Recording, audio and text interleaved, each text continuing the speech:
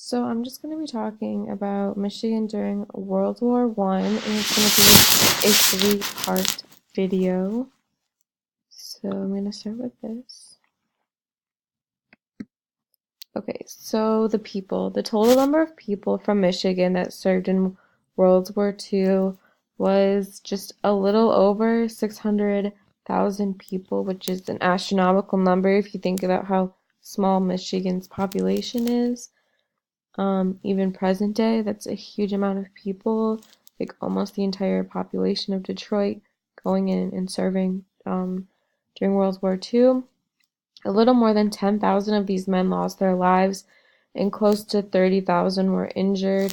The, just from Michigan alone, that is a huge amount of people who sacrificed on behalf of our country, and they did so very honorably, and most of them were very young men.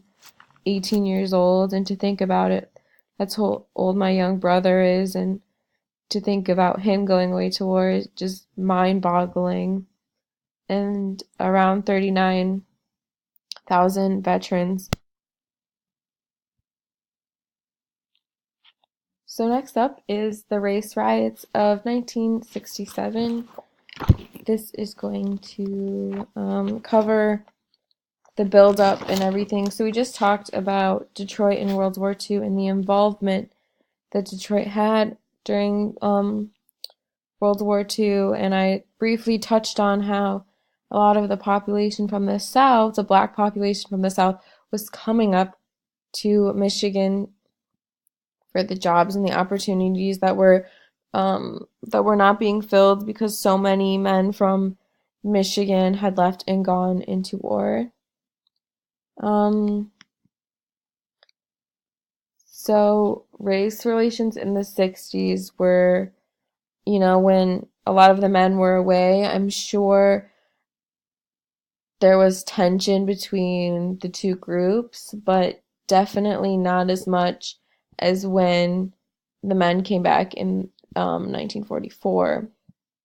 When more and more men from the war and the vets were coming home, you know, um, I'm sure the neighborhoods were not the way they were before the war started. So, a lot of people are very uncomfortable with change. So this is where we get all this tension coming from.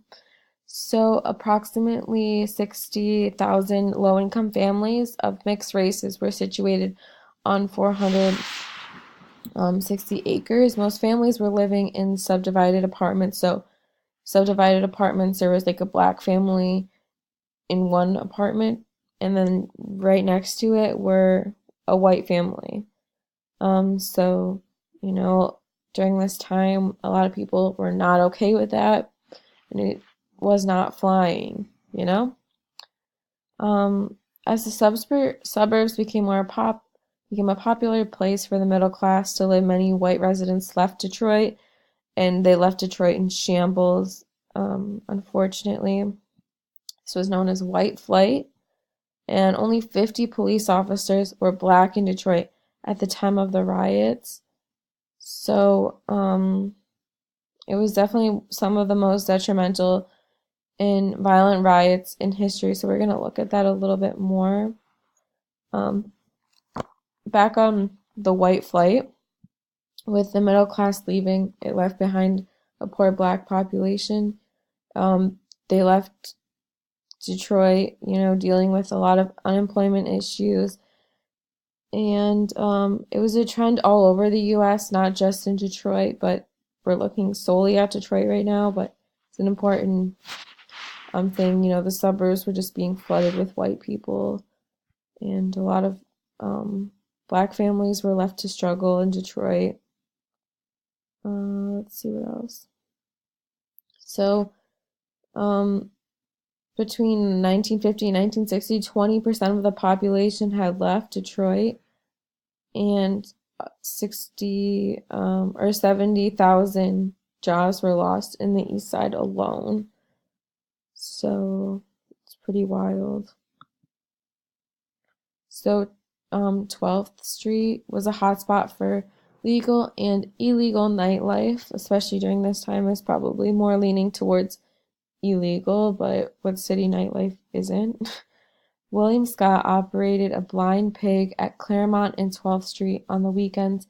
Allegedly, the bar had been watched by the police for weeks. Whether that's true or not, is largely speculated. And then at 3:15 a.m. on July 23rd, the blind pig had been raided. So, at the time, they were having a party for some two vets that had come home from, I want to say Vietnam. Let's see.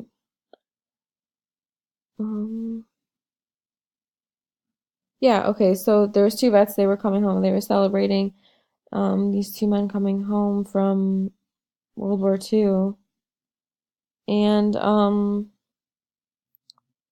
you know, it didn't matter if you were white or black in this club or the blind pig, you were going to jail. So there was 82 people were arrested. It was really hot and people were cooling down, just being on the streets and out of their houses, and generated a large crowd outside of this establishment. So the blind pig that I'm specifically talking about, it was only a blind pig on the weekends. During the week, it was the United Community League for Civil Action. It was a civil rights group. So the predominantly white, racially biased police did not like this foundation, basically trying to bring equality to the neighborhood. But a lot of them, I'm sure, felt threatened by that. Um, oh, okay. So, during this time, only 200 officers were on duty when the arrests began, and eventually all 4,000 or 4,700 officers were called in, and you'll see why. So the morning of day one, so this happened around 3:30 in the morning when the blind pig was raided. So as the police raided the blind pig, all the attendees were taken into custody for booking. So it was probably a constant stream, if you could imagine, one by one, everyone getting placed into a police car and then taken away. A crowd started to gather around the action because, like I said, everyone was just trying to cool down and just not be cooped up in their houses. So more and more people were flooding into the streets. And then, when I was reading this, I couldn't help but, the shot heard around the world, the brick heard around the world, or especially the brick heard around Detroit, was thrown at the back of a police cruiser as the last member was taken away. And that's when everything just hit the ceiling fan, and it just, things got so far out of hand, and a lot of damage was done, and lasting damage, not just to the city's structural foundation, but to race relations that still, are predominant today, that you can kind of see if you ever really look into it. So day one was probably the longest day according to every source. So it was a full-blown riot, and when the word riot comes about, like, this is the defining moment of the word riot. People began to burglarize and break into shops in their own neighborhoods. So, a lot of people were just going in and just destroying all the buildings in the neighborhood. Eventually, arsons took place, burning down the stores along 12th Avenue. As you can see in this picture right here, there's just a ton of smoke, and this is all 12th Avenue, this whole row right here. And then the police blocked the neighborhood to try to control the situation. It did not work. It lasted for 4 days, these riots did. Excuse me. I got a pointer. So the mayor at the time told the police not to shoot the looters. The looters got word that, they wouldn't be shot if they were breaking into these places and stuff. So the police, so it kind of picked up, it gave them a second wind, and it really picked up speed at this point. Michigan State Police and National Guard were called in to assist the Detroit police and firemen, and the lack of communication delayed the arrival and initial help into the city. So clashes between the mayor and governor. Jacob, I'm doing school stuff. Just wait. Okay, so clashes between the mayor and Governor George Romney, who is Mitt Romney's brother. I'm sorry, I apologize.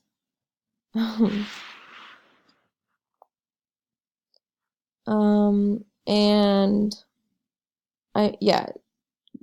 George Romney, who's Mitt Romney's brother, or I mean father, just to put it into a present day cultural reference. And President Lyndon Johnson increased confusion and delayed deployment of federal troops, which they so desperately needed in the city at that time, probably day one, hour one. They really could have used, more men on the ground just to keep the situation under control, but unfortunately that didn't happen. By the end of the first 2 days, many weapons had been stolen, and it turned the city into the war zone. So it wasn't just a one-sided, the police had guns, both people had guns, and it just really, really escalated. It was a horrible situation. The firemen became fearful of being shot by rioters, and then eventually the federal troops rolled into the city, and the riot came to an end. Just the presence of, tanks, I'm sure, had the police kind of like standing down, and same with the rioters, definitely bringing. I'm sure the tensions were still very high, but how are you going to argue with someone with a tank? So the aftermath, the riot was a major turning point in this city. Like I said earlier, white flight doubled the year following the riots, with a steady decline in years to come. For those that stayed in Detroit, they experienced a growth of activism and community outreach, which was so desperately needed, a sense of community within this city that was really broken, literally, by just complete downfall of and turning of backs on all accounts. The residents of Detroit slowly began to recover from the race riots, and they elected the lovely Coleman A. Young, the first black mayor of Detroit. And these are my sources for this one, so, yep. So Coleman A. Young was the man. He was a straightforward dude. He was born in Alabama in the year 1918. At 5 years old, his family moved to Detroit, and he graduated from Eastern High School. U of M offered him a scholarship that he had to decline. He just did not have the funds to make up the rest of the money that the scholarship was not going to be able to bring him. He joined an electric apprenticeship at Ford Motor Company, and he got involved in underground labor movements, and then was eventually fired. Ford did not tolerate that at the time, and the underground labor movements was just the early formations of unions. He joined the army, and he was in a very prestigious group of men, and they were the Tuskegee Airmen Unit, and he worked his way up to second lieutenant, which is pretty high, especially for enlisted, which he was. He remained passionate about injustices and led a group of black men to fight for equal rights within the army, like equal opportunity for officers to go into the officers club as they should have been. So racism really existed everywhere in the United States. After returning back to Detroit, he became an activist in the UAW. And then, let's see. And